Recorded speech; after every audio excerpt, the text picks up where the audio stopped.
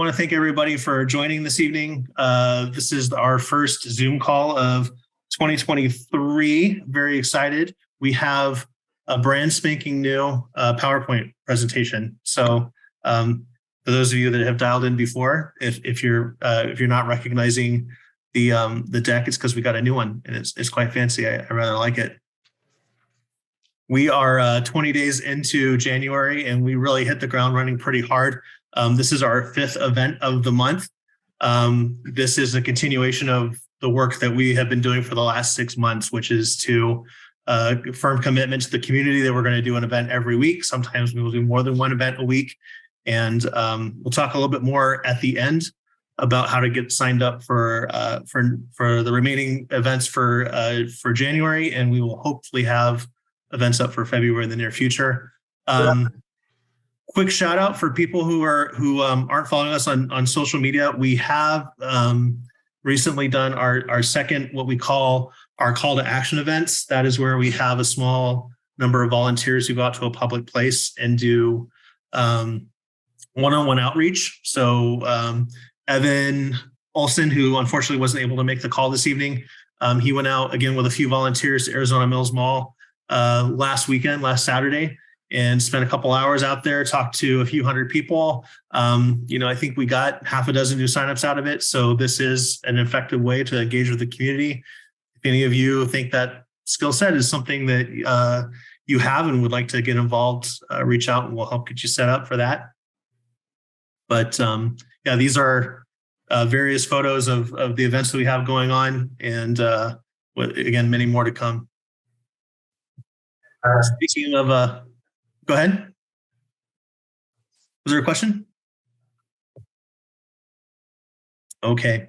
I want to take a moment to welcome one of the newest members of the state lead team, Glenn Hasselfeld. I think some of you are chatting as people were joining, is one of our newest members from Prescott. Glenn, do you want to spend a couple minutes talking about yourself? Yeah, sure. You showed the picture there of me where they don't show the part where I couldn't walk for 3 weeks after that 10K. But I did participate in the Forward Party 10K back there. Before retiring up to Prescott, I lived in the Valley for 30 some years. So I'm a long-term Arizona resident, about 40 years. And, I really am not a political scientist. Have never been active in politics before now. But I'm here probably for the same reason everybody else is, right? I mean, I'm just very unhappy with the two-party political system and the fact that where it's gotten to with all the vitriol, and basically our elected officials, are only accountable to the parties. They're not accountable to us. So I'm here to try and help make a change. And the role that I see is I'm kind of Northern Arizona in a sense. I'm out to just kind of spread the word about the Forward Party and all the things that it has to offer. And then also about some of the democratic reforms that are an enabler in order for us to get away to a much better form of governance. And that's about it. Thanks, Glenn. Yeah. If you have any questions for Glenn? Okay. So I promise that Glenn and I did not coordinate this ahead of time, but that was an excellent lead in to, I think, what we're going to spend not a whole lot of time talking about. I generally try to keep the presentation portion of this meeting pretty short so that we can spend some actual time socializing and talking amongst ourselves. But I know several people that are joining this evening are new, have not dialed in for one of these calls before. I know even for some of us who have been engaged for a while, sometimes it's difficult with all the day-to-day hustle and bustle to kind of keep track of, what exactly is that Forward Party up to and why do they exist? So I wanted to spend maybe just, again, a few minutes kind of talking about, what is the Forward Party? What is it we're trying to do? What is the problem we're trying to solve? And again, Glenn gave us a really excellent lead in, I feel. So I think for most of us, there's a acceptance that our democracy is in crisis. The mechanism that our founding fathers put in place to allow for responsible self-governance, they're currently in disrepair. And the people that we elect to represent us instead represent the interests of their respective tribes, which I guess is just a really convoluted way of saying that the government doesn't work the way that we were told that it does. So this isn't a criticism of one political party. I'm not bashing on Democrats. I'm not bashing on Republicans. I think both parties have consistently demonstrated that, they expect the rank and file members of their organizations to kind of fall in line behind the party leaders. I think there's an opportunity to maybe malign those individuals and assume that these are bad people who are acting maliciously. I do think there's another explanation on offer, and I know Jonathan Haidt has written a book about this and talked about it a little bit. The reality is that oftentimes these are good people who are engaging in a system that no longer incentivizes any of the things that we would equate with good governance. So how did we get here and how do we fix it? First question is pretty complicated. I'm not an expert. I'm not going to even pretend to be one. Those are the people who probably have a much better chance of explaining that in a way that is satisfactory. But, some of these people have written books. If you read the books, you kind of get their arguments. And, I think that there's a lot of really smart people who are saying that the two-party system right now is really the thing that's kind of broken. It rewards political extremism at the expense of cooperation. If these people are to be believed, then one possible solution for us to kind of undo this harm is to move away from a party-centric system of government. Now, for most of us who have been politically active for our adult lives, that may seem like a little bit of a mind bender. It's just kind of commonplace that we equate our political identity with our affiliation with a political party. So if it's that ingrained in us, what's the alternative? So I think it's worth pointing out that there is nothing in the Constitution at all about political parties. There's nothing that stipulates which ones are okay. There's nothing that says how many of them there's supposed to be. Nothing that says that you have to be a member of one of those parties to participate in an election. So a lot of what we consider to be very normal is actually extra constitutional norms that have been established by those organizations to benefit themselves. They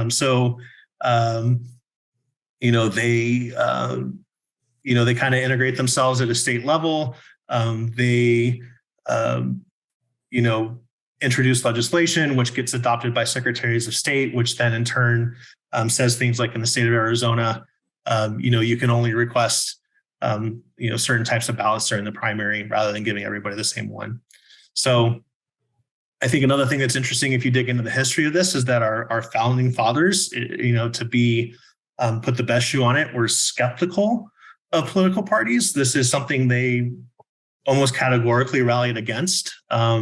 There's a book called Breaking the Two-Party Doom Loop that I know I've recommended to several people. I know Glenn's a big fan, and give him an opportunity to chime in on that here in a little bit. He says, part of the argument that he makes in this going into the history is, the founding fathers, they as they started their political enterprise, they kind of adopted political parties. They don't like political parties. They don't believe in them. They think they're bad. They temporarily adopt them as a means to an end, and with the intention that once they've done, I'm just doing this for now. Next month I'm gonna quit, or I'm gonna stop, or it's gonna be better. And instead, what we get is 200 years of ingrained political parties in our system.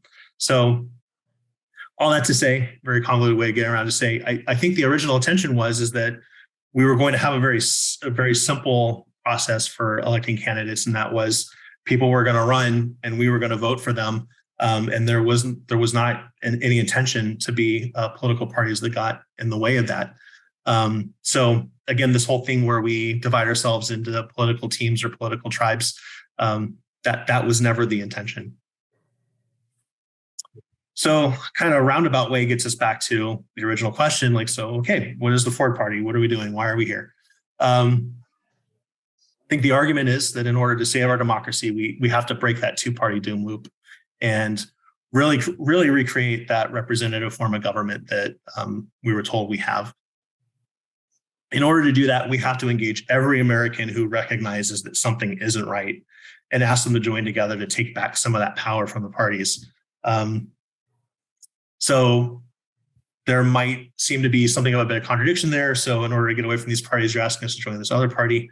I think the way in which this is different, rather than just a distinction, is that we're not asking voters to turn around and give that power to us.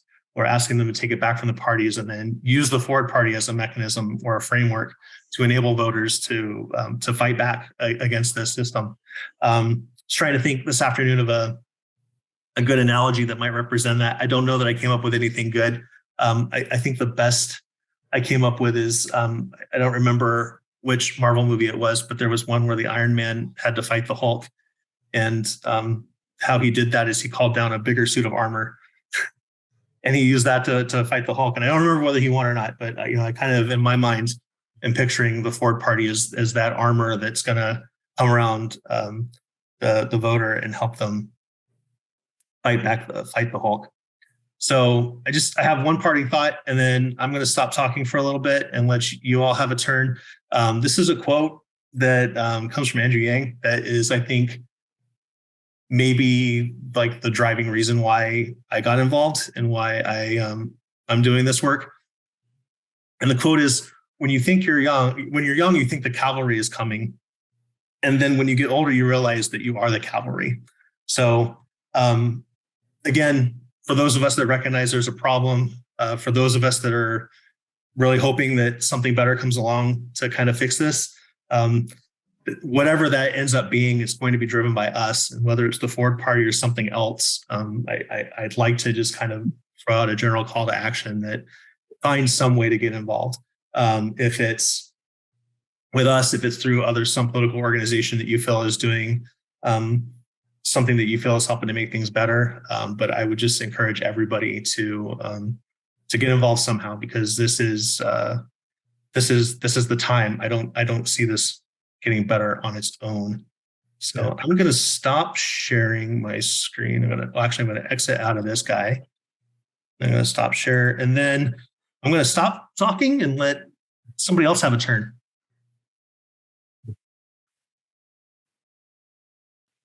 Anybody have any questions? I guess I'm just kind of curious what brought some of the people here. Yeah.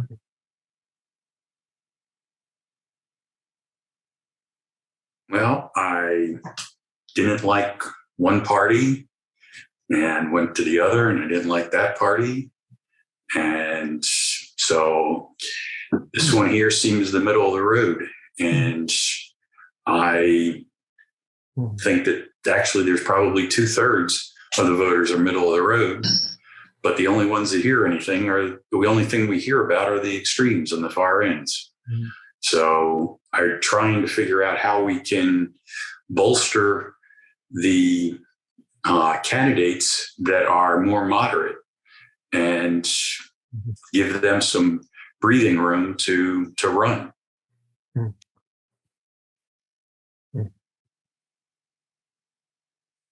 Yep.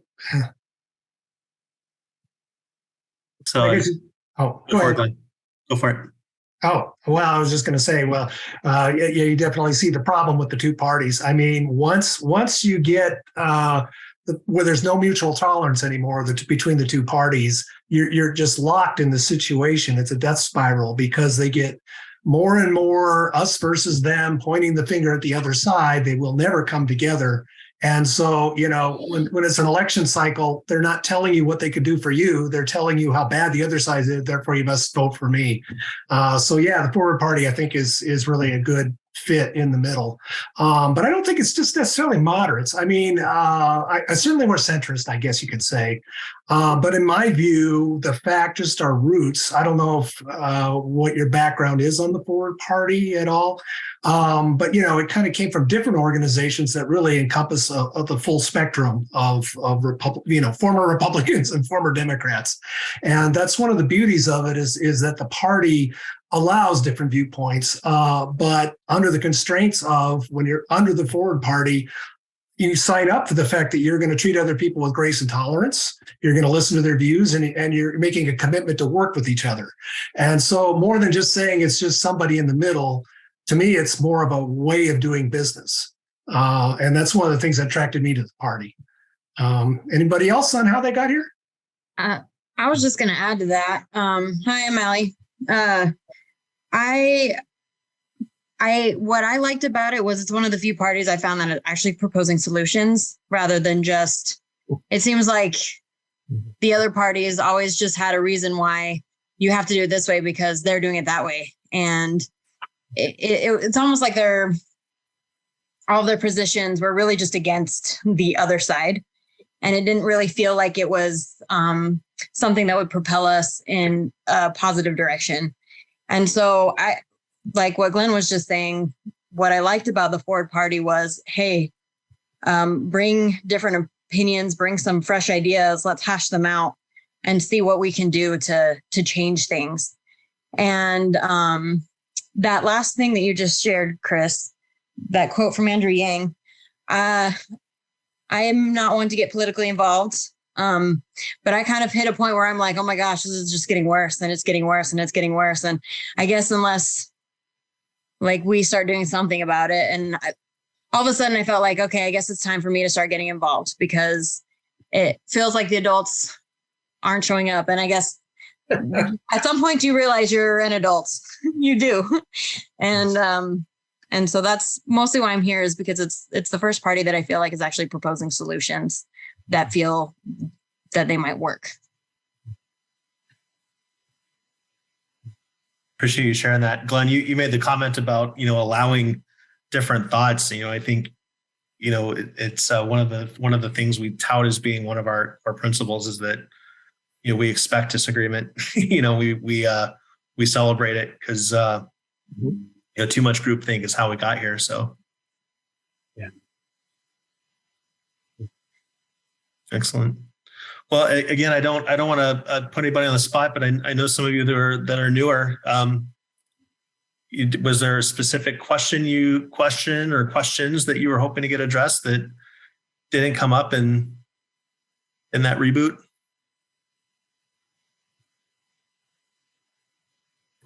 Hey, Jared, you're on mute, sir. I'm mute there. Yeah, I figured I'd chime in here. Yeah. I just a little my background of why I got interested in the Forward Party, probably similar to just about everybody, but I never really was active in wanting to be active in politics for the longest time. But like you guys said, if we don't do something, it's never going to change. And neither of the parties really are getting the job done. So yeah, Forward Party, I like the values that they stand for. I'm kind of dipping my toes in here to see, the people who we're going to attract and what kind of, community we're going to build around it. And so, yeah, I'm just kind of listening and learning and seeing where it goes from there. Excellent. You had, you and I were speaking the other day, and you had asked a question about, I think that came up in one of the Twitter, what are they called? Meets? What are they called? Twitter Spaces. Spaces, sorry. Yeah, Twitter Spaces. Somebody asked the question, one of the Twitter Spaces, why would a Democrat want to get behind this? And I think that's a tough question. Yeah. I mean, it threw me off. I was, and that was one where I typically voted Democrat when I have voted. I probably balanced before it in terms of ideology. I'm probably all over the place, more moderate than anything, but I have voted Democrat, and the argument they were making was once again, kind of, you're going to be the spoiler of why, if we can just get that Democratic majority, we can get everything we want done. I'm like, that sounds familiar. And yeah. And then the Republican's going to say the same thing. And we'll just keep going back and forth doing that forever. But yeah, I didn't have a great answer for it. And that was one of the things that, I realized I still have a lot to learn. I kind of followed the drama of national politics for a while, for years. But then it's like when you start actually getting into local issues, you start getting into the meat, the bolts of it, and you start questioning why you actually, it's a questioning, it's a process to get through. And so it's interesting, but that is a good, I'd love to hear if somebody has a good answer for that. I mean, typically it's what you guys have said. I mean, the Democrats, they're just not getting the job done. And I think the other thing is that the Forward Party is not about taking away from, it's not a zero sum game, I guess, is one of the answers I come up with. It's not that. I think the Democrats could become stronger, just like the Republicans. A little competition goes a long ways to get your crap in order and force you to kind of listen to the people that are out there. So I think that if the Democrats truly want to be a party, like anything, they need to evolve. And maybe this is one way that we can help do that. If you are a Democrat and you're trying to justify why you would support Forward Party. The other thing I kind of came up to was, Forward Party, at least right now, Forward Party is not about pushing candidates. It's really just about the reform of the process in a lot of ways. And I am interested to see once we do start promoting candidates, and especially on the local levels, which is really interesting. So I guess it's been a process to think through that. So I'm curious if anybody else has had that question before and what they would say.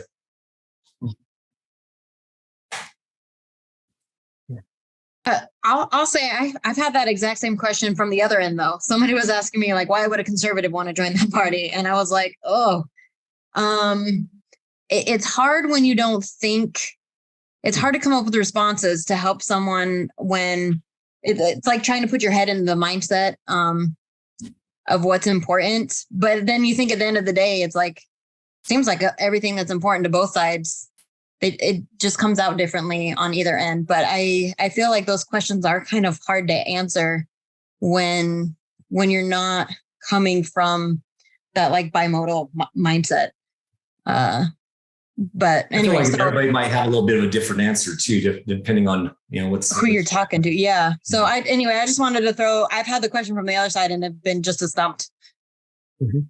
Yeah. To me though, what the real problem is the two parties don't talk to each other. So that's something in common between the two parties, right? Is that there's no cooperation there.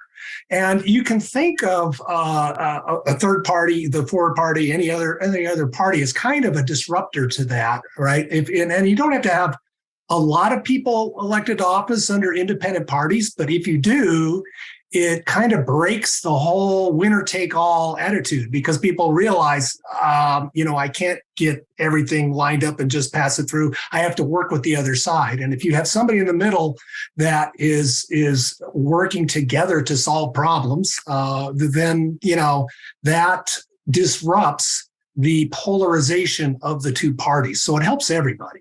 Yeah, that's great. Yeah. So, up until I moved here to Arizona 4 years ago and then had to register to a new party, I had been a Republican since I was old enough to vote.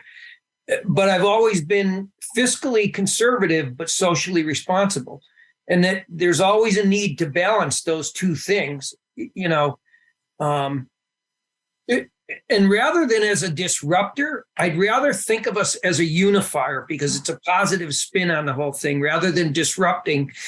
Hell, they disrupt government all the time. I mean, we've watched since the beginning of the year, a few individuals just shut everything down. So disruption is now what we need more of. We need unifying. Well, disruption, I meant that in a very positive way. We want to. Oh, yeah, I know, because it forces them. Maybe a bad choice of words.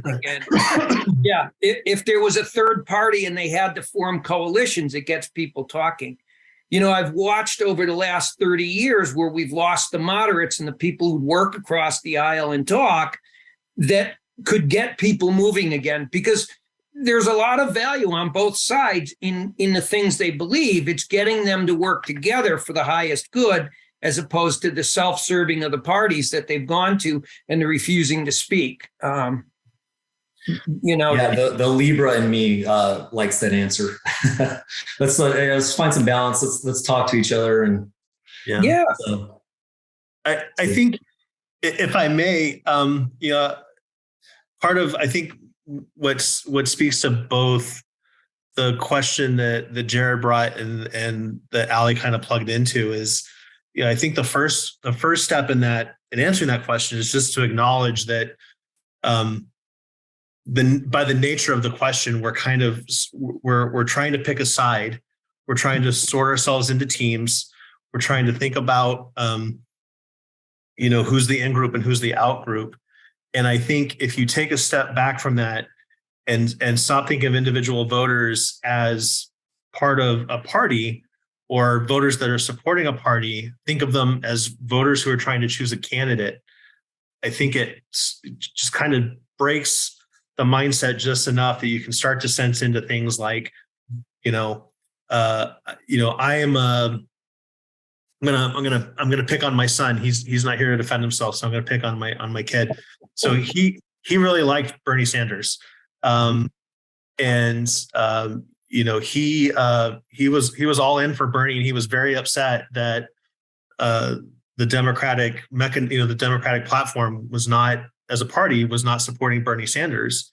Mm-hmm. So I think anybody who was a Bernie Democrat could understand what it is like to be a Democrat and frustrated with your own party, right? So even you don't even need to step out of your own party to recognize that this is an organization. They are determining who is viable. They're kind of putting their thumb on the scale for certain individuals. And I'm not trying to argue that, it's your money. It's up to you how you're going to spend it, that they shouldn't be allowed to do that. That's not the argument I'm trying to make. I think just the reality is if you put an organization in place with this set of incentives, they are going to do that naturally. It's going to be a byproduct of evolution and human nature, right? I guess the big problem I have with it, which I'm sure a lot of people do, is that they're preventing competition. Right.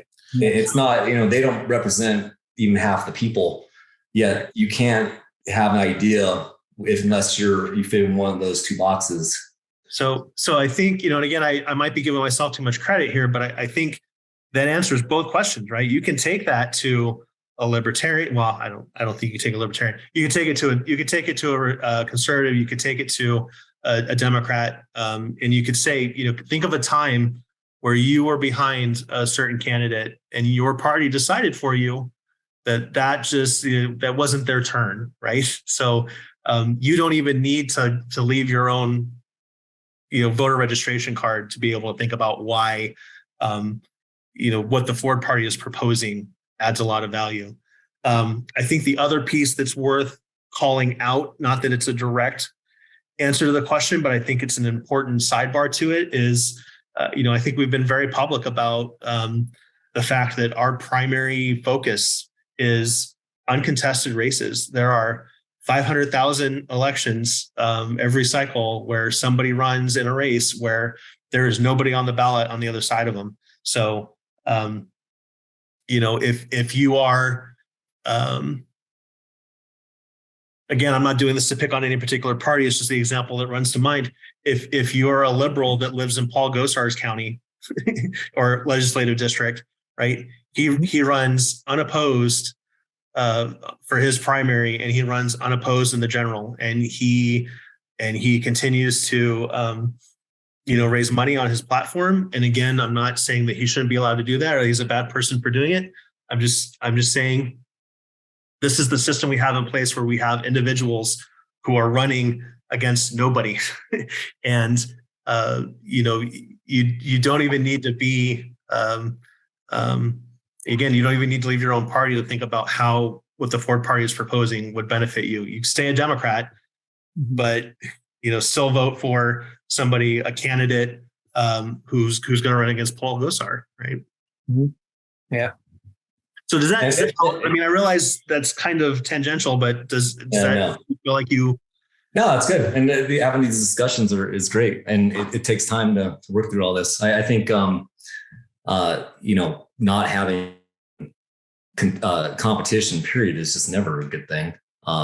So I think most people can get behind that, even that answer. I think maybe, I guess the traditional liberal may not be as capitalist as traditional conservative, I guess, but, capitalism is a great system and it requires competition to be the most effective, I think. And if there is no competition, then we're not going to, number one, you're not representing the people, the entire people that you're, that you're representing. But yeah.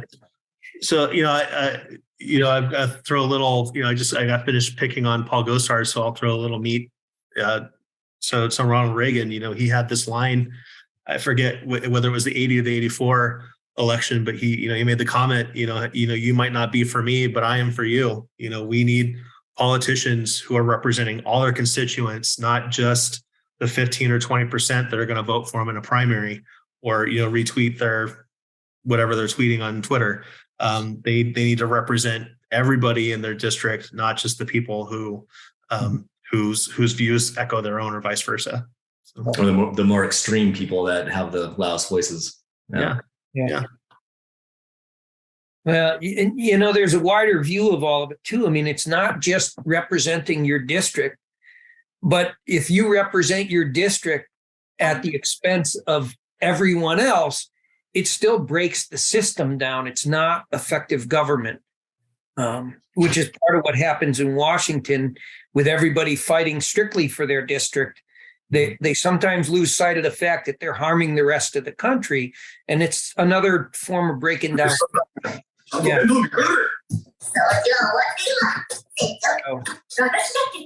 Yeah, getting dialogue going is critical. And the Forward Party did back people in this last election, and they did real well with the candidates they backed, did pretty well, So people are ready for this. It's just all of us getting off our butts and stop being fat, dumb, and happy.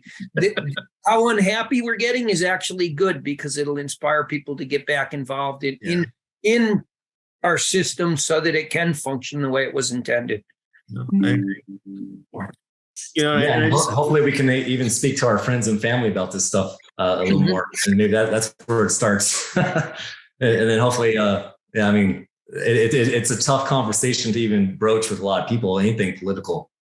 So it does feel like there's some of the sting has been taken out, some of the fire has been taken. I think a lot of people are done. I think this last election kind of showed a lot of that. The extremes were rejected in a lot of ways, but now is a great time for the Forward Party to do what it's doing, no doubt.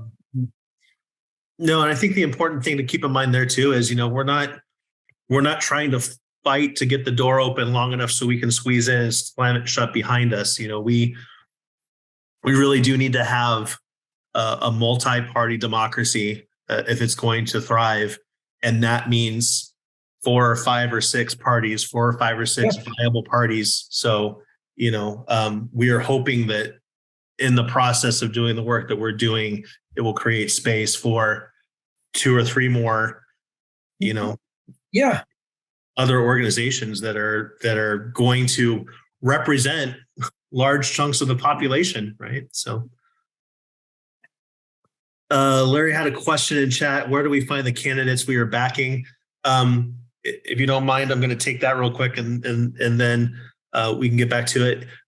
So right now, the big push is to get ballot recognition or party recognition in states so that we can run candidates. So specific to Arizona, which candidates are we backing? We really aren't backing any right now in the state of Arizona because we're not an officially recognized party. So that is part of the work that we are doing. Hopefully we'll start that this year. I think our goal is to be a recognized party by 2024. If we can make that happen, then we can run candidates in 2024. And I have a feeling you won't be able to get us to shut up about all the people we're backing. So hopefully that answers the question. All right. Gotcha. So just a quick aside, and I think I mentioned this as people were joining right now. don't quote me on this. I'm doing this from memory. I think I'm going to do this right. So Texas, Connecticut, and Nevada, you can actually go and change your party registration to Forward Party. Maine has filed the paperwork, and I believe Florida is in the process of doing that as well. So very near future, potentially 5 states where you can go and you can change your party registration to Forward. That's not bad for 6 months. We've been doing this since July, and we've already got 5 states down. So I think as we get momentum, I think other states will start to join that. And I can't wait until we can say the same thing about Arizona. So, Chris, can you speak a little bit more about the process that Arizona has to go through to get there? Yeah. So fun fact, I had a conversation with one of the state leads from Pennsylvania this evening, and I would not change positions with that guy for anything. In Pennsylvania, you have to get either 5% of the vote in a county election or 2% of the vote in a statewide election. And that is the only mechanism to get ballot access in Pennsylvania. Arizona actually has it significantly easier than that. All we have to do is get 1.33% of the total number of votes cast in the last gubernatorial election. And we have to get at least 10% of those from counties that have less than 500,000 people in them. That's all we have to do. So is that so we have to write in? I mean, how do you get those votes if you're not a party yet? So they're not votes, they're signatures. I'm sorry. So I signatures. Okay. Yeah. All right. So we have to go out and we have to collect in the state of Arizona, it's a signature initiative. So we have to go collect signatures. Is there a certain amount of time you have to collect those signatures? I wish Ken was on this call. He is the one that's been doing all that homework. I've been cribbing from his notes, but he's really the subject matter expert on this. I believe, if I'm remembering correctly, we have to have them all submitted like 300 days before the primary, which is like November. So it's not necessarily a hard time limit in which you have to get it done in, but there is a hard time limit by where you have to stop. So I know that there was one state I was hearing it's a very specific, you have like 3 months or something before you can start and end. Like it's very, yeah. Yeah. Texas has like 75 days to collect 150,000 signatures. Yeah. People that didn't vote in the primary. So yeah, they don't make it easy, folks. Yeah, no. And I come from Connecticut, and I talked to some friends there about the situation there, and everything's being held up with legal challenges by the other 2 parties right now, trying to block them getting any voice in Connecticut right now. Yeah. Who said they couldn't work together? Look at that. Yeah. Well, they're not working together. They're just attacking the same people. Have we started that? What's that? Have we started collecting signatures? We have not. There's a whole legal review process we have to go through before we can start collecting them. And I think our goal is, we have 50 states and 1 legal team. So we are in the queue, and I am chomping at the bit to get started, but we don't know for sure when that's going to be. Yeah. I did want to, Larry had asked the question in chat, what about candidates and other parties that we endorse? We did endorse candidates in the last election. So in the 2022 election, we did go out, and there were several candidates who had completed our candidate application form, and we did a very thorough review on those individuals, and we made recommendations, and we did endorse them. I don't know what that process is going to look like in 2024. Again, hopefully we're running candidates of our own. So I can't conject as to whether or not we will still endorse candidates if we are running candidates of our own. But, maybe if there's still a hodgepodge of states that have candidates and ones that don't, maybe there's some sort of endorsement, but that's completely speculation on my part. I don't have any inside knowledge into that one. Mo had made the comment about needing app and Web3. I think Andrew Yang is all in on that. I don't know what that's going to look like for us, but I know he's a big fan. So hopefully we take advice on that. So that gets brought up a lot in the Twitter spaces too. And it's interesting. I think one of the points that one of the gentlemen's that brings it up quite often on there makes is that, and I agree. And one of the issues I've had is having a real easy way to see who the candidates even are, what they stand for, how they align with what you already have stated in the app, let's say, that you believe, and kind of be able to give a quick scorecard, get some of the, and if there are forward specific candidates that are being recommended or that are running, you can see that in there.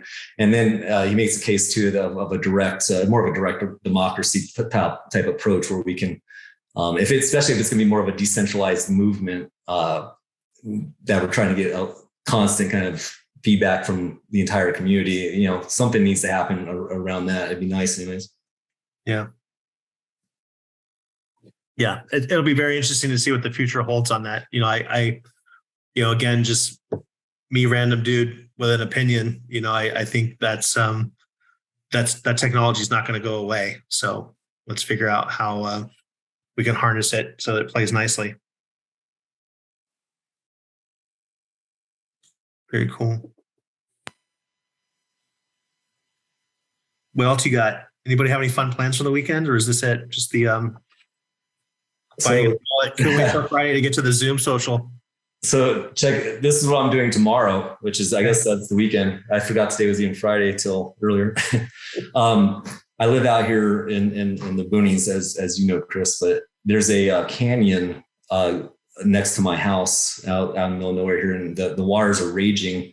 One of my neighbors, one of the few neighbors I have out here, he's a guide who does canyoneering. And so tomorrow morning we're heading down. We're going to be rappelling down these 80-foot waterfalls that are freezing cold. And I've rappelled a little bit, but not in wetsuits in freezing cold water and weather. So that's going to be fun. So you will have a wetsuit, right? You said you will? Okay. Yeah. I made the mistake of doing a canyon without a wetsuit. Yeah. Rose my butt off. We were going to go today, but it snowed last night. We got a couple inches. It's overcast, and it's about 28 degrees at about 10 o'clock. So I'm like, tomorrow's going to be about 45 degrees. I'm like, okay, maybe we can get a little reprieve from the freezing cold every now and then in a pocket in the canyon where the sun is. We'll see. So that's going to be pretty extreme. If you're on my Instagram, you can see some of the videos of that. So I'm sorry, Jared, where do you live?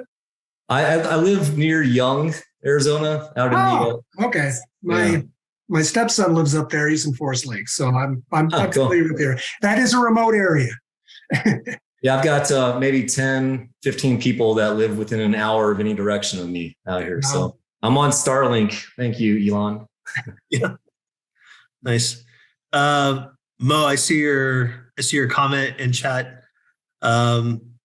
A bit foggy agenda, goals, roadmap. Is there anything specific you'd like to touch on, or just kind of in general?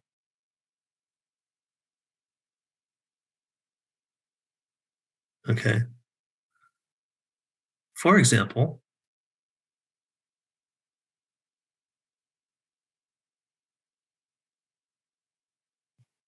let's give him a moment to type that out. Anybody else have anything fun plans for the weekend? Football. Is it so I apologize, I should probably know this. Is it how many weekends do we have till Super Bowl? 3. Okay, so this is playoffs? Yes. Okay, got it. What's your team, Sean? Well, the Seahawks got eliminated early since I'm originally from Seattle, so I'm going with the 49ers. Got it. Yeah, Mo did post his question in. Yeah, I see it. Would anybody like to take a crack at it? Glenn, I know. Okay. No, appreciate the comment, Larry. Yeah. For me, part of it is what it says in the beginning, that it's not left, it's not right, it's trying to move the country forward. And that's what I explain to people. If you're tired of everything being in gridlock and just nothing being accomplished, what they stand for is getting dialogue started again and people working together and getting the system working again, moving forward for the good of the people in this country. And that's pretty easy for most people to understand. And you know, how can you argue with that when most people are fed up? Yeah, I'm actually curious because this is something that comes up quite a bit too. Is that I think it, Ford's starting to get attacked by people both on the right and the left. Obviously, Sure. but people do say, well, you guys are just a bunch of rightists that are trying to break the system. I am curious, but what's interesting is people really are kind of all over the board, which I think is there's a Twitter on the Twitter space. They're talking about having some kind of way to kind of say what kind of Ford party person you are. Maybe you're a Ford Democrat or a Ford Republican or a Ford. And I think that's interesting because it really does kind of show what Ford's about. It's not about being a party, necessarily a separate entity that you have to identify as. You can be a Ford Democrat or a Ford centrist or a Ford libertarian if that exists. Yeah. No, I mean, so I think, so long as you take a look at the principles, and you abide by those, then, I shouldn't say abide, subscribe to them. Right. So the free people, thriving communities, vibrant democracy, right? You're like, oh yeah, I like all those things. Like, okay, well then, you're down with Ford Party. And that sounds like, I'll tell you what was an interesting exercise for me. So when we went through that candidate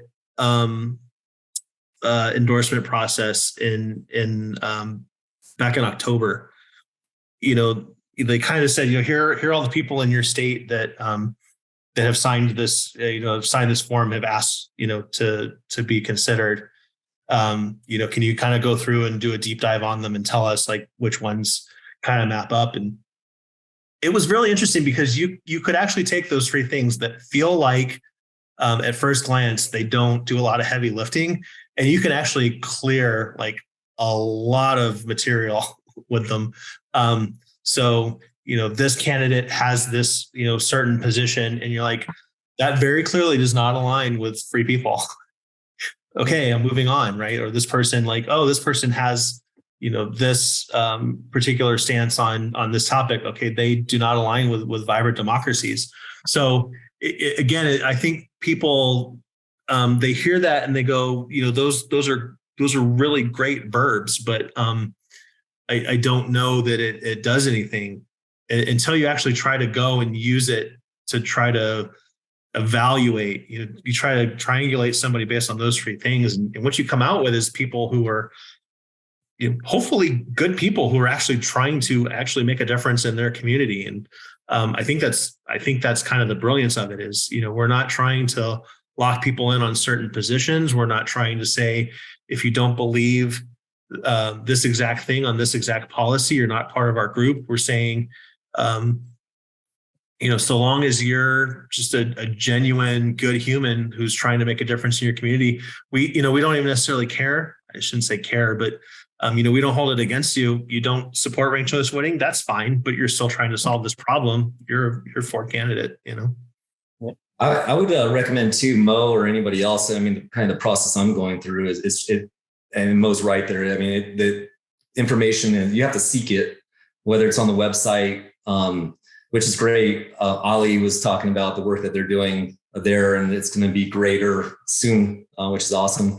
But Twitter Spaces has been really, really awesome. There's some great people on Twitter too that post regularly talking about, breaking down what it means, what Forward is. And I think it's going to be a process. It's not something it's not something you can get down to a one sentence necessarily, soundbite, which I think probably is even an important point. I mean, it shouldn't be sound bites anyways. Some of the problems we're dealing with are not one-liners. You got to have to put some work in to understand these things, and it's going to be a path. And hopefully and that the party is very young. So yeah, the media that it has out there, they're talking about doing more video from a national level, even to be able to push out and have people, be able to, but there are some content producers that are starting to do some cool stuff on YouTube, Twitter, TikTok, and all over the place, wherever you might be. on this question of, I think the hard thing for me when I try to explain this to people who haven't really heard of the Ford Party is the conversations you have with other Ford Party members and the things that you hear from people who are promoting the party are just very different conversations than you hear from the other political parties. And I think sometimes that makes it hard to try and explain, because you're like, we're trying to do this kind of thing. And it sometimes feels out of context to what people are used to talking about when it comes to politics. Like it's almost like, what's your stance on this? What's your stance on this? What's your stance on this? And I feel like the Ford Party is more like, hey, how do we actually get government back working for the communities better, so that can be taken care of better for those who live in those different communities. So I liked, Chris, that you had brought that up, but I sometimes, I think because it's kind of it's a mindset shift. I feel like the Ford Party is a mindset shift. It can be difficult for me to explain that to people who are so used to talking about politics in one way. Yeah. You have to retrain your brain. It's crazy. It's not easy. Yeah. No, I get that. I've been doing it a little bit different. So when I talk to people, I'm trying to explain things. It's like, we're not here. We're here. So I started drawing a bell curve. I don't know if you could see Barely. that. It's really fuzzy. Yeah. Let me turn Look the at your face. blurry face. Yeah. I like where you're going with this. Anytime I hear bell curve, makes me happy. Super simple. There we go. Oh, there you go. Forward's in the middle. We're not we're not right or we're not left. We're just, we're the majority of the people. Yeah. Yeah. Yeah. One of the first things I did when I got involved is I kind of just pulled up an Excel spreadsheet, and I pulled up, I think it was like Wikipedia or something, and I just started going through and all the legislative districts, and it shows, here's the population, here's the number of registered voters, here's the ones that are registered Republican, here's the ones that are registered Democrat, and here's the ones that aren't affiliated. And I just started going in and plugging those numbers in. And a couple really interesting things fell out of that for me. One was that in 28 out of those 30 legislative districts, the second largest voting bloc is non-affiliated. So, if you go to Prescott, Glenn's neck of the woods, it's very red. It's like 51% Republican, but the second highest group is other, right? Or if you go down to Bob and Allie's neighborhood, it's very blue. It's the opposite. It's 51% Democrat, but the second highest voting bloc is other. So there are like 1.4 million voters. I think it's the number's just shy of that. And I think they recently updated the percentage. So I think it's now like 34.6% of voters are other and 34.4% are Republicans. So technically there are more non-affiliated voters in the state of Arizona than there are any other party. But if you take a look at the way our voting works, we don't really get a say. We can participate in the primary, but we only get to pick one ballot. We can ask for the blue ballot or the red ballot, but we can't ask for a combination of both. So, if we really like this person in this race over here and this person in this race over here, we have to choose one of those races and kind of hope for the best on the other one. Now, granted, that's only true for the primary, but it's hard not to argue that we're being disenfranchised. So I think if we can get some of these electoral reforms, now again, Ford Party is not a voter reform organization. That is our platform, but that is not our purpose. But I do think it's worth calling out if we can start to get some of these voter reforms going across the U.S. If we could change the mechanism of how we vote, I think we'll start to see a big shift in the nature of the candidates that we get. A lot of people who were told before, you're not viable, all of a sudden they're going to be able to get a lot more traction. And it's because it'll be up to us to decide who's viable and who's not the parties. Yeah, but we'll definitely get better quality candidates across the board. Yep. If there's a wider voting block to bring them in.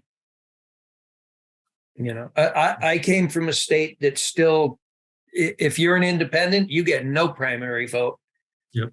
And they're dead set on keeping it, you know, letting it be changed. You know, it's one of the things I liked when I came here, at least as an independent, I still get a primary vote. I don't give up half my votes to, you know, not wanting to be affiliated with either party right now. Yeah. Mo, that comment you're making about, you know, Republicans seeing Ford Party as Democrat and Democrats seeing Ford Party as Republican. If I had $1 for every time, it's the opposite on the other side. It's crazy. Like, yeah, no, my Democrat friends are like, yeah, they're all Republican devils. Yeah, trying to steal our votes. Yeah. No, Yeah. it's that. Oh, I'm sorry. That go ahead, Jim, please.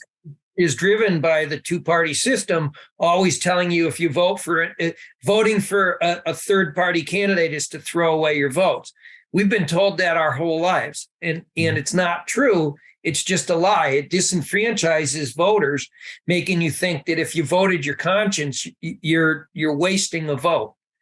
And it's not really true. If everyone just truly voted their conscience, we'd do better. But it's gotten so polarized, and the parties, both of them have done it to make it that way. Yeah. No, that's why I'm really excited to see, again, I know Alaska and Maine have it. Nevada just got their vote for, they had for round 1 of 2. They have to get it one more time before they can actually start using it in elections. But there really does seem to be this genuine sea change that's happening, city by city, county by county. I wish it was happening at the state level faster, but I think people are picking up that these voting reforms are really in their best interests. And I have a feeling that it's going to be hard to kind of hold that back.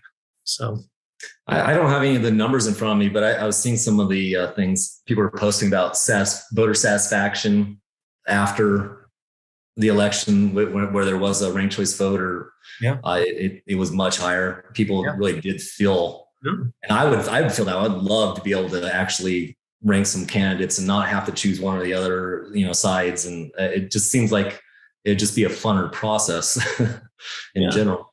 No, and take a look at things like voter participation. Take a look at like the spread of like voter engagement. So, it's not uncommon in in a presidential election, voter turnout is like 48-50%. And you see these places that use ranked choice voting, and it's much closer to 60.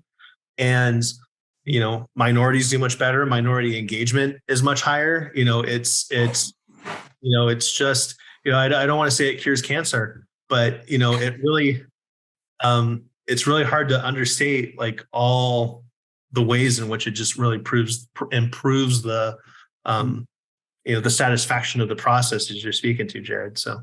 Oh, yeah. You know what else is really nice with ranked choice voting?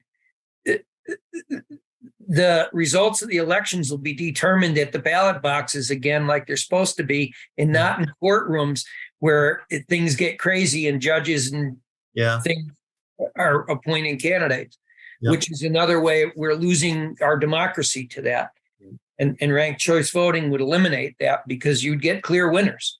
Yeah. Well, in Georgia, the last 2 elections we've had in Georgia, we've had to do runoffs, and they complain about the millions of dollars that it costs to do these expensive runoffs. And, the campaigning and the people are exhausted, and turnout in the second round is much lower. And, a ton of more negative ads to watch for another month or 2 or whatever it is. Yeah. You just want to shut off the TV and give up for another 4 or 5 years. Yeah. So the data point I saw on that was for the runoff, it was about $10 million of public money, $81 million in advertising over 4 weeks. It's a huge amount of money. Yeah. Yeah. So if you see a lot of advertisements saying don't use ranked choice voting, it's probably the ad companies that want their $81 million. Exactly. Yeah. I forget who was making the comment earlier. They were talking about, this side says this and that side says that, and then how every once in a while they'll come together. For those of you that were following what was going on in Nevada when they were doing their question 3, boy, the Republicans and Democrats sure did come together awfully quick to talk about how confusing and complicated ranked choice voting was when it was on the ballot. So it's another benefit to ranked choice voting. It brings the two legacy parties together. Yeah. Mo, that's a great question. Rules against how we can promote the Ford Party. I don't know. I'm sure there probably are. I don't know that I'm thinking of any off the top of my head, but I mean, I think for us as state leads, we have goals. But I think for, just followers that, are supporting it, I think you have a little more leeway. I mean, would you say that's correct, Chris? Yeah, I think so. I'm just trying to think of a scenario. It's usually the question is what are the things that Ford Party can or can't do to promote other things. So I'm not used to having to answer that question. Yeah, nothing is springing to mind, but let's maybe follow up. I can maybe ask around HQ on Monday and get a better answer for you.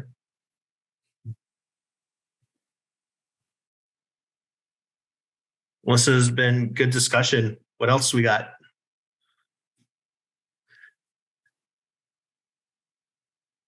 What just curious, volunteer signups and off the Ford website for Arizona and just general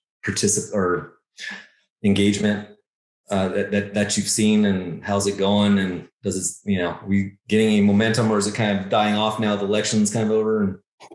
No, Nell can speak to some of this better than I can, because she's she's the one that usually does the volunteer onboarding. But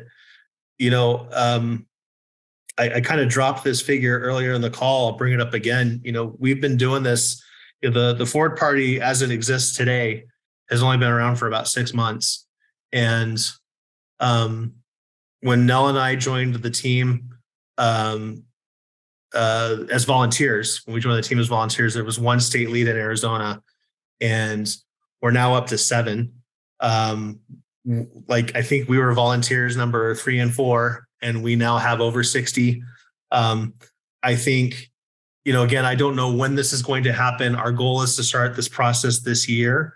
Some of the other states that are already going through this process, the thing that they're reporting back is, they're starting off with 50 or 60 or 100 volunteers, and then they're going out and they're starting to collect these signatures. And in the process of doing that, people are hearing more about what we're doing, getting very fired up, asking to get involved.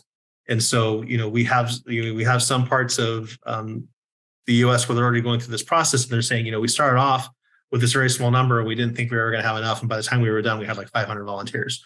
So again, I'm kind of making those numbers up to illustrate the point, but I think we're just getting started, And then I'd say it dipped, not so much after the elections, but around the holidays, and then the new year, and now it's picking back up again. And so I think we're back to getting lots of signups, more RSVPs for events, more people asking, what can I do? How can I get involved? So yeah, it took a dip in December. But I think it was just, holiday things. We took 2 weeks off. I mean, we did our last Zoom social. I think it was the second Friday of the month. And we said, guys, we are signing off for the next 2 weeks. And we literally dropped off the face of the map. So yeah, I mean, if there was stuff going on, we wouldn't have seen it either. So how many events do you guys have on the board right now that are planned out, that are coming up? So we have one every week. We have, if you go to our events page right now in Arizona, there's only 3, and that's because I haven't posted the February events yet. They'll be up probably sometime in the next week. They're inside Chris's head right now. Standard operating procedure. I can tell you these 4 happen every month regardless. First Friday of the month, we do some sort of happy hour or meet or greet in the evening. Second Tuesday of the month, we do Taco Tuesday in Central Phoenix. Third Friday of the month, we do this meeting. And then the fourth Saturday of the month, we do a coffee social at AJ's in Chandler. And unless one of us is dead or injured, those 4 things happen every month regardless. And the idea is we have an event every week. We also try to, as it makes sense to do so, or as there are opportunities, kind of throw in other things. So again, I mentioned this is the 5th event of the month so far. Last Saturday, we had 2 events on the same day. Evan was out in the morning with his group of volunteers doing their call to action event. And then in the afternoon, we were doing, we have a philanthropic. So again, this is maybe worth mentioning too. I'll just do a quick sidebar. Not only are we trying to be a different political party, we're trying to redefine what a political party is. Part of that involves a strong push on civic engagement. The mechanism we use for that in Arizona, we call it Arizona Forward Cares, and Cares is an acronym for community acceptance, renewal, and engagement and sustainability.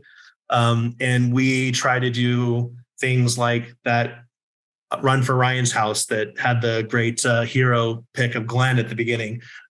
We did an event last week with a Tempe neighborhood potluck group. We did a canned food drive. I didn't weigh it, but it's a lot of canned food for the Tempe Community Action Agency.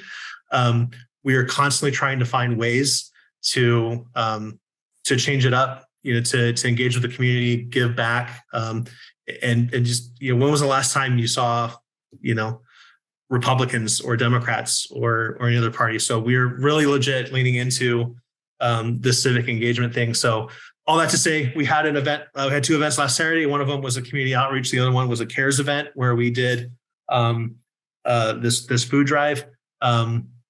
We will probably have more things in February. February is hard because Super Bowl and Valentine's Day. It's just, there's really hard to get people's attention around those things. But, spring, March, we'll start to get the spring-like weather. We'll probably start to do some more outdoor stuff. We did a family event back in October that went really well. I think we're probably going to try to do something like that again, where, Ford Party springs for the burgers and dogs, and we'll ask everybody else to bring chips and drinks, and we'll get a Ramada outside and maybe throw a frisbee around or whatever. So long way of saying we have those standard 4 events every month, and then we try to add on as necessary. And that's not even talking about the things that we're doing, that Cody's doing down in Tucson, that Edwin is doing in Prescott. Zach is back in school, so it's a little hard to get him. It's really hard for him to break away from papers and midterms and stuff to do events in Flagstaff, but he's our organizer in Flagstaff. So we're trying to get organizers doing events in all other parts of the state, different parts of the valley. Again, I think we're just getting started, but I rambled. I'm sorry, Jared. I hope that's great. I'm just trying to keep everybody awake and throw some questions at people. I don't want to. Yeah. Are those events posted anywhere? Yeah, they're on our calendar. If you go to forwardparty.com and just scroll down to the bottom, they have everything that is going on in the US. And if you scroll through that, you'll find our stuff. But if you go to /Arizona, I have a feeling Nell's maybe going to post it in chat right now. If you go to forwardparty.com /Arizona, if you sign up there, you'll see the stuff that's just specific to Arizona. You won't see the February events because they're not posted yet, but you'll probably still see this. We have that coffee event that I spoke about next Saturday. And I think our book club, which is another event I didn't talk about. We do that every 6 weeks on Sunday. We're trying something new. The last few we've been doing in person. I think we're going to try to do the next one virtual so that people in other parts of the state can dial in for that one. It's a great book. I read it several times. It's called The Empathy Gap by a gentleman named J.D. Trout. If you love politics and social psychology, it's highly recommended. February events will be up soon. if you want to see just the stuff going on in Arizona, the best way to do that is go to Forward Party. Yeah, the link that Nell passed, the link that Nell pasted into chat. Excuse me. Education wise, I'm just going to, is there around the Forward Party, is there a particular resource that you suggest going to? Is it the Forward Party website? Is kind of the go-to right now, and just to get more information about what party the Forward stands for? Yeah, I think the website is good. I think if you want to chat with us, I think we try to be pretty responsive in Discord. And then there is a Forward YouTube channel that National puts out, and it gives, kind of like bite-sized pieces on like different aspects of the Forward Party. So that's good. And then for anybody who likes to read, Andrew's book Forward is, it's if you want a deep dive, that's the place to go. And I think Chris, you're mentioning too the podcast, and I'm just bringing all these up so everybody. Oh, the podcast. Yep. Again. Yeah. But the podcast, is that Andrew's podcast? Yeah, Andrew Yang's. Yeah, right? It's called Forward. Yep. Okay. Yep, it's really good. And I think this is the part where Glenn and I gang up and tell everybody they need to read Breaking the Two-Party Doom Loop by Lee Drutman. Yes. Can y'all post these in the... I ain't going to remember this. On it. And there was empathy, something. Empathy gap. Yep. Yeah, and that one, Allie, if you go to the calendar, you can RSVP for that one or not, Okay. but it's on there and you can grab it. Look at that one. Mo, I'm scrolling back up and I'm looking at your chat. I'm sorry, I missed your comment. Yeah. No, I don't think there's any rules against it. I think the only ask that National makes of us that you do not have to adhere to, but I'm just going to encourage is that you stay within the brand guidelines. I'm happy to share the style guide with you. There's no state secrets in it. So I'm happy to put that in your hands. If you'd like, let me... Can you send that to me, Chris, too? I was actually asking about that on Twitter Space for a background on Twitter. If they have logos and backgrounds and whatnot. Yep, they do. And I'm happy to share it with anybody like. So there's my email. You can also reach out to... Sorry, excuse me. If you want to email us directly, either one of those, that top one goes directly to me. The other one goes to the state lead team. Mo, let's get in touch. I'm happy to share resources. Jared, I'm happy to share resources. We do not deliver tacos to Casa Grande, but we do have a state lead in Casa Grande, Emma, who's not on the call tonight. She might bring you some if you ask her nicely. And another thing. Go ahead. Oh, I was going to say, did you say there's a Discord? I know. Yeah. Okay. Yep. I know vote for mayor. Is it vote for the one that's trying to get, oh man, what's it called? Vote for Pedro? Sorry, I had to. Yeah. It's like the one that I think is pushing to get ranked choice voting. Oh, voter choice. Yeah. I know they have a Discord channel. I didn't know that you guys had one. Yeah. Let me post that guy in chat real quick. This is where I was talking about having a link tree, Chris. That'd be nice. It's just all the links to all this, and you can just send one link for everybody to get. You know what's funny, Jared? So I was in high school when people started getting like email addresses and stuff, and so up until the last few years, you'd see like these young people like, oh, you're old, you don't understand the internet. I'm like, I was around when the internet was invented, and then literally like in the last like 18 months, I'm like, yeah, you're right, I don't get it. I went to use Instagram, and I'm like, I don't know what I'm supposed to do here. I was completely lost. So yeah, I think the youngs are officially taking over, and I am slowly getting pushed out. If you want a hand with a link tree, I can probably sign up for something and get something going. But it's because there's not anywhere where there's all the links to the Discord, the Twitter, the Arizona Forward Twitter handles, just all the various places to get the various stuff. So it's just nice, and it saves you a little bit of time just having one link that you can send to people. The Forward, actually, the Arizona Forward Party has the Discord, the Twitter, the Facebook. Links on there on the Yeah, it has all the links for those. So I don't think it's completely like inclusive, but it has a lot of those that you just. You're talking about the Forward Party /Arizona? Yeah, but specifically Arizona Forward Party. If you go to it, that front page, it has like along the bottom, it says Discord, and that's a clickable link. And then Facebook is a clickable link. Yeah. What Jared's talking about is something like you post in social media so that like if somebody sees you on Facebook, they know. Well, exactly. Yeah. Because you get one link like on Instagram or whatever. And some people use link trees. It's just a link that goes to a page of all the locations to find everything. And I mean, this could be that page, but I don't know with the, with on socials, you know, if you want to be linking to the Forward Party or you want to be linking to, you know, to the Arizona Forward, I don't know yet, but it's it'd be nice. Didn't realize I kicked a hornet's nest on the high school thing, but no, that's good. I really appreciate it. And I think in my mind, I was going to try to sit down maybe on Sunday and just I brought up the website today and I didn't have time to dig in on it, but I definitely appreciate the suggestion. Again, I know social media is something we can be doing better. Right now it's, 8 people wearing 18 hats. so it's kind of catch as catch can. But I think that's a great opportunity to kind of mention, as like our quote unquote help wanted sign.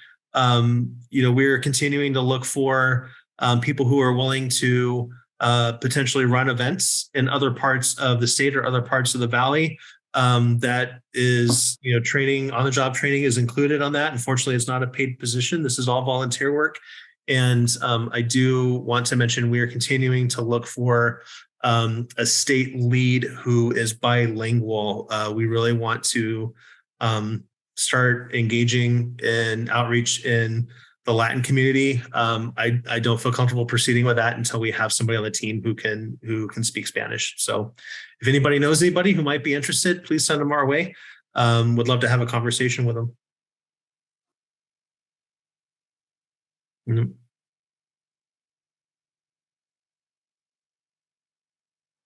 Oh, thank you, Larry. Appreciate that. Awesome. Great. Well, everybody, I appreciate you dialing in this evening and hanging out for the long haul. Anybody who'd like to drop, I'm happy to give you time back. I'm happy to hang out if anybody still has questions or just wants to hang out. The Zoom doesn't expire, so we'll go until everybody drops. I might go try and figure out how to fix my camera. Okay. Still haven't done that yet. So yeah, still on it. Yeah. All right, Allie. I think I broke it. Yeah. Anyway, it was good seeing you guys. Good seeing you. Thanks for the information. Yeah, you're welcome. Allie. We'll catch you at the next meeting. See you soon. Hopefully for the book club. Yes. Yes. I'm gonna see if I can't. I'm like the slowest reader on the planet, but I can. There's probably an audio version, right? There is an audiobook, and it's like 9 hours, so it's not terrible. Yeah, it's a shorter. So the book is like I think 275 pages. It's not a long read. So the audiobook is short also. So. All right. Well, I'll try and make it to that if I can. Yeah. Thanks, guys. No, thank you. Thanks, everybody. Good night. Bye. Bye, guys. Thanks, Chris. Yeah, you're welcome. Thanks for coming and hanging out with us. Yeah, loving it. Excellent. Mo, great questions. Yeah. Yeah, Mo, definitely. If you didn't get my email addresses, please take advantage of those. I'd love to chat. Janelle, thanks for the call earlier. I'm already starting to map out spots that I think that I might be able to set some meetings up. So that's awesome. Valley. So. No, thank you so much for that. I'm very excited to get things going in the West Valley again. I think we've only done the one, I think. I think we try to do a couple, but yeah, they're Bar Louie. Yeah. It's funny because I grew up in the West Valley and now it's like, oh, it's so far. My traffic. Yeah, it is. Yeah. All right. Well, y'all have a good night and have a good weekend. You the same, Sean. Have a good evening. All right. Bye. Bye.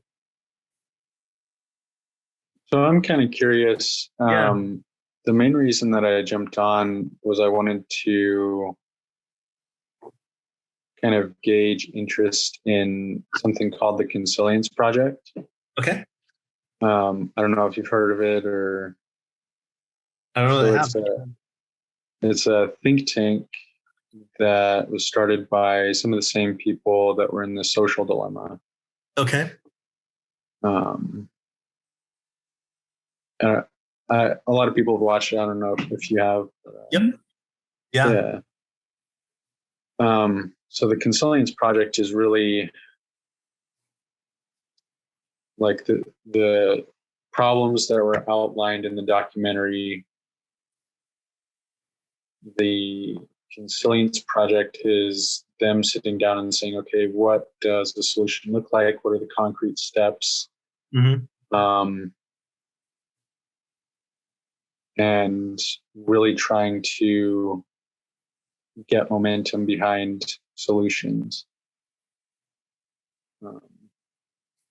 Yeah, unfortunately, I'm looking at their team.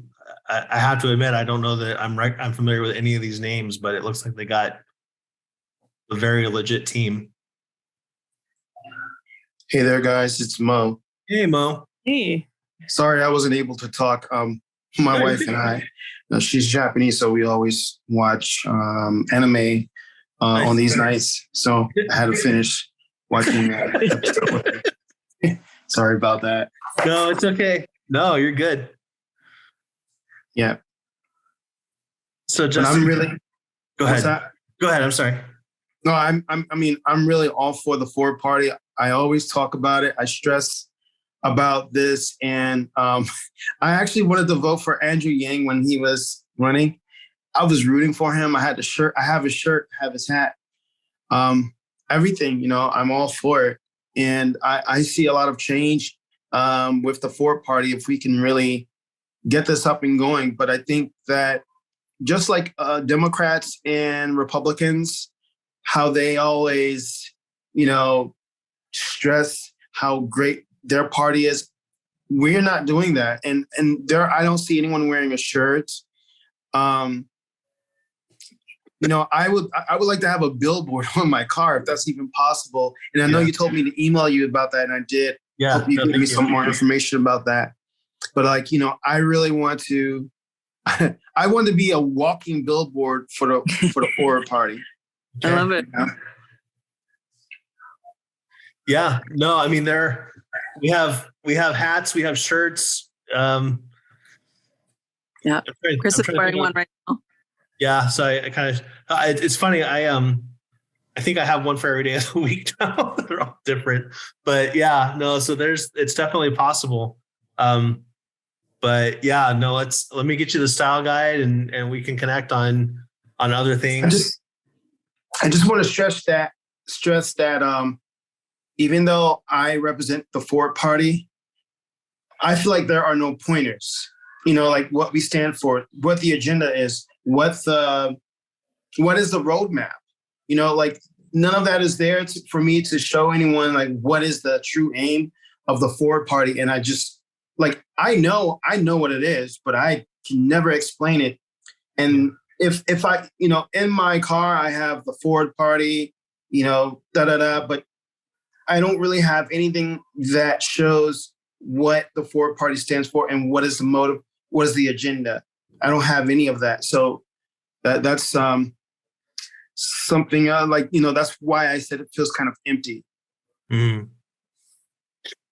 Yeah. I think, one of the things that, sometimes, depending on the conversation, it's hard to tell whether it's a strength or a weakness is, we've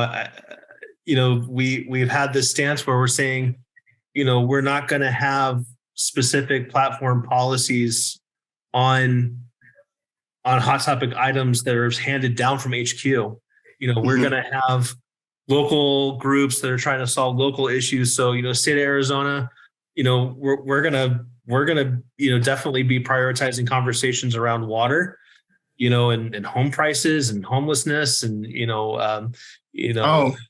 Before you continue, I wanted to say something. I was just in my mind, homeless people are in need. I was saying, why not just give them forward party shirts? Right. Because they're out there all the time, Yeah. So I know it sounds silly, but I just think that that's a good idea, especially if we support them. No, and some sort of like tie in what we were talking about with like the CARES event where we can do something where we're helping to get, I don't know if it's necessarily Ford branded stuff, but can we find some sort of mechanism by where we're helping to get clothing to them? It's a great suggestion. But back to the thing about the platform is, we're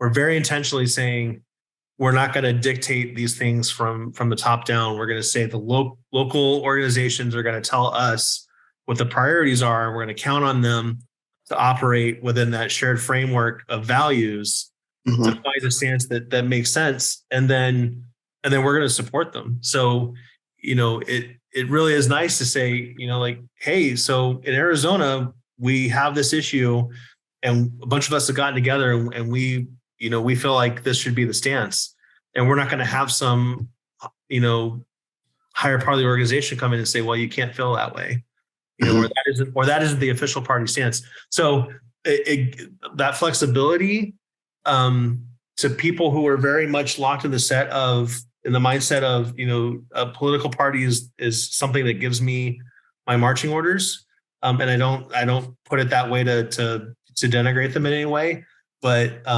it's going to be a hard lift for them, and I think as we get ballot access, as we start to run candidates, those candidates start to make a change in their communities, I think it will become a little less of an academic or philosophical discussion. I think it'll become a little more concrete, but that's an election away, that's at least 2 years away. So it's tough. It feels pretty close though.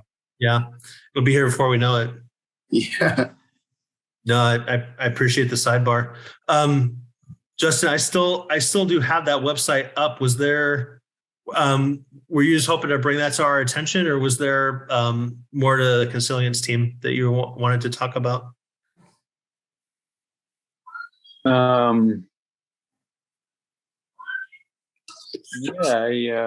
it's something that I try to introduce. Got it. Wherever I can, and kind of gauge interest if anyone's interested. So. Yeah. No, this is great. So it looks like I'm trying to get a sense of where they're based out of. I'm not seeing it. I'm sure if I dig around a little more. I want to say California. Yeah. At least some of them anyway. Yeah. No, I know, again, if you, we were talking earlier, we were trying to promote the Ford podcast. I know that Andrew Yang has had a lot of the, Tristan Harris, he's had, trying to think of who else he's had on that's really passionate about this topic. Okay. Jared Lanier. Mm-hmm. Yeah, that's the other one. That's the other gentleman. Yeah. So I know this is on the minds of the people who are at HQ. I think right now the focus is so narrowly on, trying to become credible, durable, viable political party. And I'm realizing Nodder's gonna hate me because you're still recording. I think I'm still recording. So I never turn the recording off. So when he goes to turn this into a YouTube, it's not gonna go so well.